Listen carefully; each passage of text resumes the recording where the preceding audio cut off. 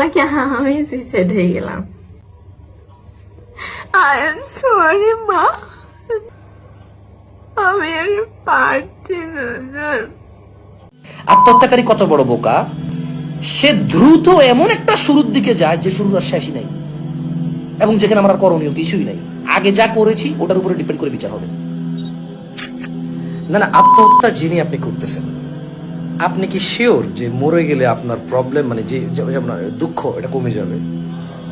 মানে আপনি কি গ্যারান্টি পেয়েছেন যে যেই কষ্টের রিজনে আপনি আত্মহত্যা করতেছেন, মরে গেলে আর ওই কষ্টটা থাকবে না, ওই কষ্টটা হবে না, আর ওটা থেকে মুক্তি পেয়ে যাবেন?